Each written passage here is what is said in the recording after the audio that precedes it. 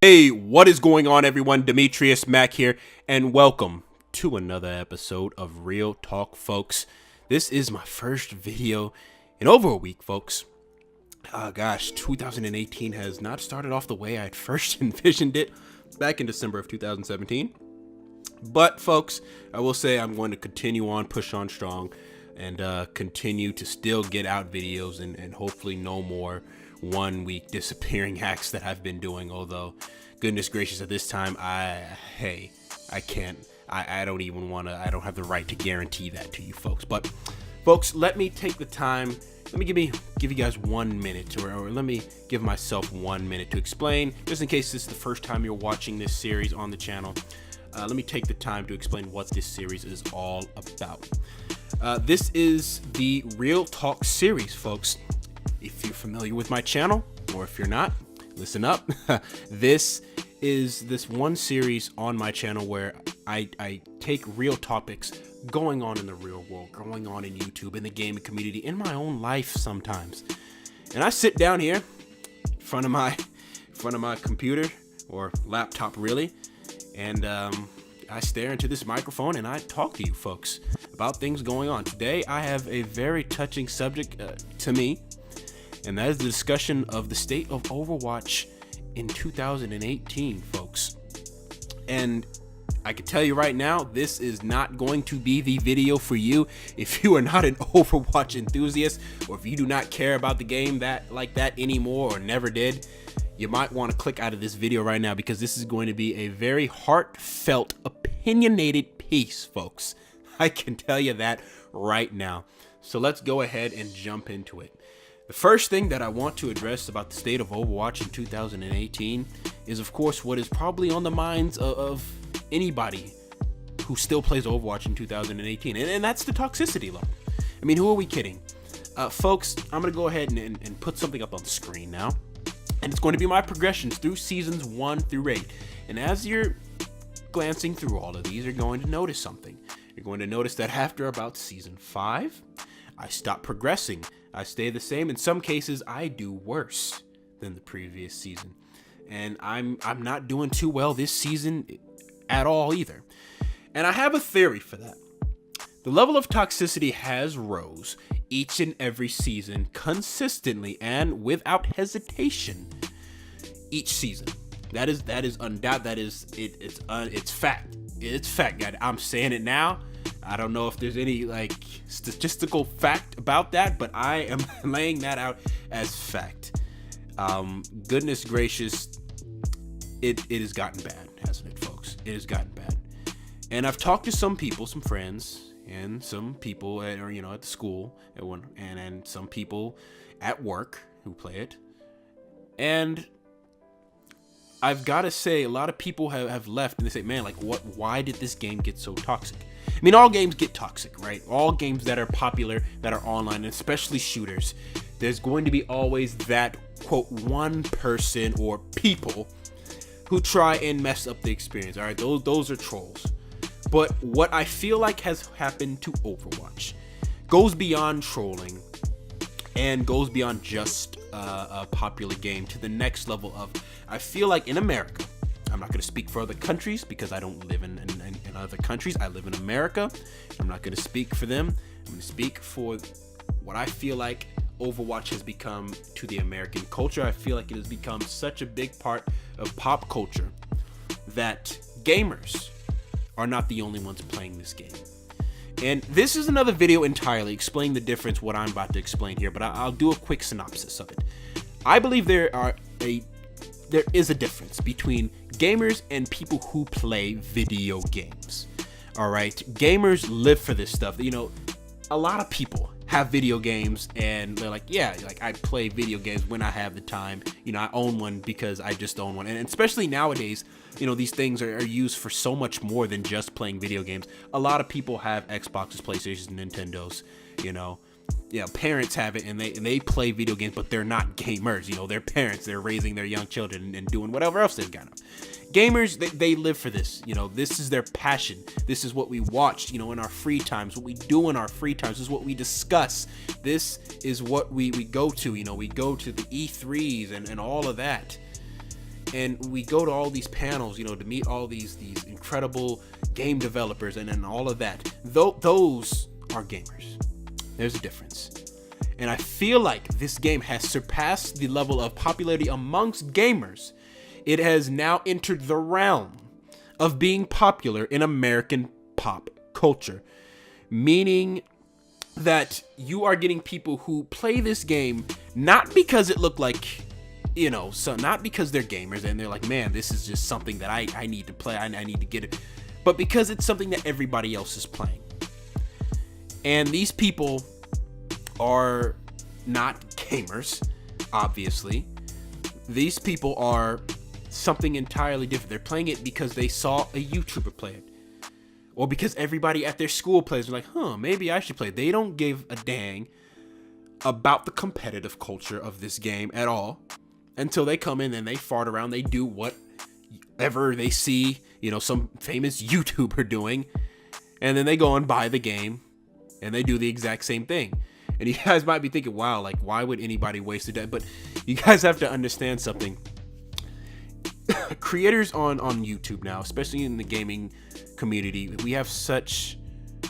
can have such a huge impact on people.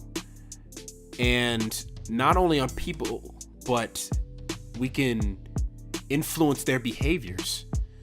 And it's not very applicable to someone like me on my scale, but we're talking about people on the massive scale, on the millions of subscriber scale, on the hundreds of thousands scale. You know, they can be very persuasive in persuading other people to change their personalities and their behavior when on video games, even if they don't directly ask them to. It can be indirectly through a video that they made that message may have given somebody else a different look than they were intentionally trying to do. And so we have a lot of those. And, you know, especially with children, you know, children are so impressionable. I mean, everybody, we as a species are really impressionable, in my humble opinion, but especially children.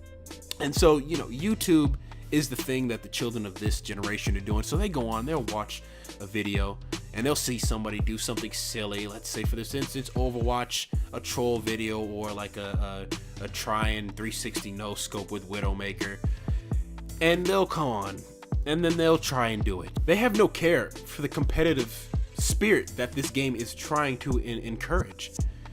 And it's not just in children, but it's other people too. You might hear that their friends played it, or they're like, oh man, yeah, let me pick up this game and, you know, fool around with it. I don't care. To them, quick match and competitive is one and the same, and they don't care. And to be completely honest, you know, you can't really blame somebody. If somebody wants to play Overwatch competitive and not give it their all, it sucks. Is it something that you should do as a gamer? You're probably thinking, wow, that's something I would always want to take the competitive part of gaming seriously, especially if you're a serious competitive gamer like I know I am. But you can't really in a sense, ban that person because they didn't want to take it. They want to give it 100%. It's one thing if they were intentionally trying to make the experience bad, but if they're just not giving their all, not giving a dang, not, you know, cooperating, and they're not talking in chat, you know, there's nothing you can do. It's a gray area that sucks. And that's something that is experienced with all games, in all competitive games. There's always people like that. But Overwatch has reached a point where I think that scale is tipped up in those people's favor. I think there's more people. I think there's more people who play video games as solo queuists in Overwatch than there are gamers now. And that is a problem. That is a very big problem, because you will get groups of people who just don't care. You will get groups of people who have issues with every little thing you do, you will have issues, problems, just everything that is issues and problems, okay? All of that. And it's really something that I think Overwatch, because it's Blizzard and because they make such great cinematics, and because they're just Blizzard, they're known for making really good and enticing and appealing looking games that this happened. I think because this game got really popular and a lot of people, it was kind of out of nowhere. I mean, your standard Call of Duty is going to be there's going to be a few tweaks into it, but overall, each Call of Duty is relatively the same. I mean, let's be honest. You're going to be doing the same thing. And with Overwatch, I think people saw a little bit something new and appealing. Despite a lot of people say, hey, it's just a TF2, a Team Fortress 2 ripoff, okay? I think a lot of this community now makes up of people who don't play games because they love it. They're playing this game because it's popular. It's what everybody else is doing. And at this point in time, I don't know if there's a way to fix it. Especially since I personally believe that the people working on this game, Jeff Kaplan and co, don't even want to do it. I feel like they're not listening to the community. Hence the nerfing of characters that we don't want to be nerfed. We'll ask for certain characters to be nerfed, and they'll nerf a character that was perfectly built from this game from the start, and they will absolutely destroy them. I mean, my goodness, I don't think I've ever seen anything as bad as this recent Mercy fiasco, because this is bad. I don't know why they did the things that they did to her, especially since they are now trying to encourage people to play more healers, because they've released 2 back-to-back healers, and to me that message can only mean one thing: we need more people to play healers. Well, if you want people to play more healers, maybe stop butchering everybody's favorite healer. I mean, my goodness, holy crap. And I just feel like they don't have their priorities straight. And I don't know, I could be wrong. Maybe they do. Maybe this is how they want it to be. Maybe they don't care because the player count is still up there, but I don't think it's the community that they had envisioned that is now the overwhelming majority that is Overwatch. I don't think so. I don't think this is the community that they had envisioned. Now, don't get me wrong, there's still a strong core community in Overwatch. Very strong core community in Overwatch. But I think Blizzard may be just looking at the numbers and saying, hey, we're still doing all right. You know, our numbers are looking great. People are still playing the game. Good. We don't care who plays, as long as people are playing it.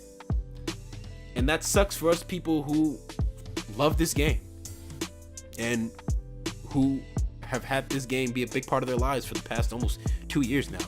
I mean, geez, if you've been on my channel long enough, and if you're subscribed to my channel, odds are you probably subscribed to one of my Overwatch videos. Those are my best performing videos by far. And it's just been a heck of a ride, and I've enjoyed it, you know? But right now, and for a while, I feel like a lot of things are just not where they could be. I just feel like more could be done. So, you know, if Blizzard is going to take things seriously, I think it starts with listening to the community, listening to those who've been here since day one, since launch, who love this game, who want to see the best for it, who want people to continue to enjoy this game, to have good experiences more than the toxic experiences that you're more than likely going to have if you join chat. Which is why most of the time I don't even join chat anymore, because it's a bunch of people screaming at each other and cussing at each other. And you don't need that type of negativity in your life. You just don't. So hopefully Blizzard ends up listening to the community more, because I think that's the start. I think that's where you start to try and fix all of what has gone wrong in Overwatch. But that is just my opinion, folks. That is just where I believe the state of Overwatch is in 2018. I don't think it's in a particularly good space. It's in a good space in terms of revenue, I'm sure. You know, the number in the player count, I'm sure, is up. But in terms of the community, which is the lifeblood of any game, I think it's in a pretty dark place. And I think it could be better. But, folks, that is just my opinion. Like I said, would love to know your thoughts on this one. I always ask for opinions on it, but this one, seriously, I want this to be a discussion. Where do you guys think Overwatch is going to be at the end of 2018? What do you think of the state of Overwatch is now? Are you fine with it? Are you content with it? Have you accepted Overwatch for what it is, or are you fighting for it to get better? Do you want it to get better? Do you care if it gets better?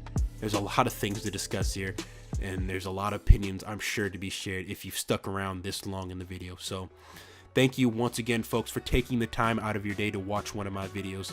I greatly appreciate it, and I'd love to know your thoughts. And with that being said, folks, I will see you all in the next video. Until then, I'm Demetrius Mack, and I am out. Peace.